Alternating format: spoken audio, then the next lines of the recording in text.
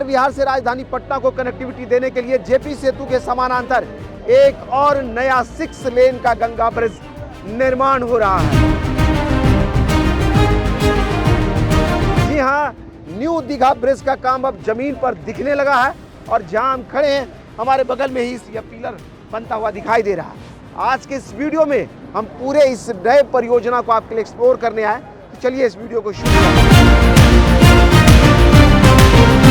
JP सेतु के समानांतर एक नया 6 लेन का एक्स्ट्रा डोज केबल वाला ब्रिज का निर्माण शुरू हो गया और हमारे पीछे उस ब्रिज का पिलर बनने लगा है। यहाँ देखिए बोर्ड लगा हुआ, मोर्थ का प्रोजेक्ट है, 6 lane extra dosed Ganga bridge Digha Sonpur project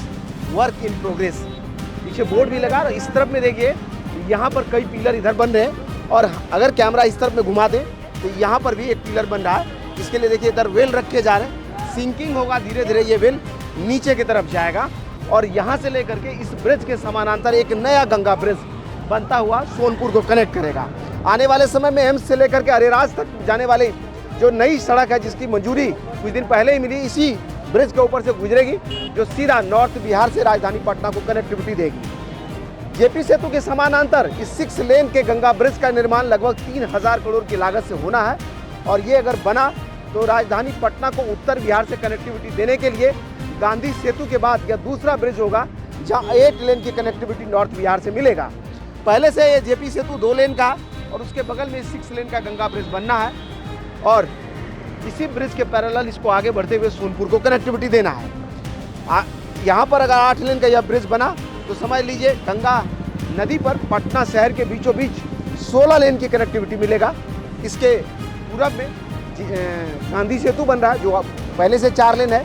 4 लेन का एक और ब्रिज एक्स्ट्रा डोज केबल वाला ही वहाँ भी बन रहा है, वो बना तो 8 लेन वहाँ हो जाएगा और यहाँ से पहले से जेपी सेतु 2 लेन का है और इसी के बगल से ये एक और 6 लेन का गंगा ब्रिज बन रहा है। ये भी निर्माण हो गया तो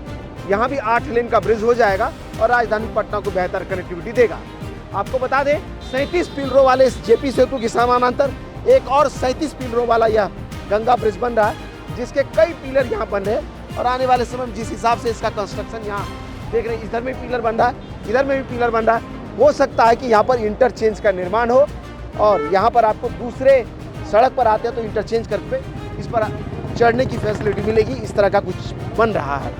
क्योंकि यहाँ देखिए 2 पिलर, एक पिलर यहाँ पे और एक पिलर हमारे वहाँ, 2 पिलर ऐसे हर जगह पे 2-2 पिलर करके बन रहा है और ऐसा ही कुछ उस तरफ भी है। अभी लेकर के चलेंगे आपको सोनपुर के छोर पर भी आपको तस्वीरें दिखाएंगे कहाँ कितना काम हुआ और कैसे इसका काम आगे बढ़ रहा है, इसकी तस्वीरें दिखाएंगे। लेकिन राजधानी पटना को उत्तर बिहार से जोड़ने के लिए एक और गंगा ब्रिज अब अपना शक्ल अख्तियार कर रहा है जिसकी तस्वीरें आप हमारे जरिए देख रहे हैं। पटना के तरफ से हम चलते हुए आ गए, ये सोनपुर का छोर है और यहाँ पर भी देखिए इस ब्रिज का इस दर में देखिए कंस्ट्रक्शन शुरू हो गया है। कई पिलर हैं जो कतार में बनता हुआ दिखाई दे रहा है। इधर में एक जगह पे 2 पिलर है जो पैरेलली उसके नींव रखे जा रहे हैं। सामने से देखिए जहाँ जहाँ पहला पिलर है उसी के सामने में एक और पैरेलली 2-2 पिलर को यहाँ से वहाँ रखा जा रहा है और उधर से दीघा के तरफ से बनता हुआ यहाँ आकर के यह खत्म होगा और यहाँ इसी ब्रिज से होते हुए एक नया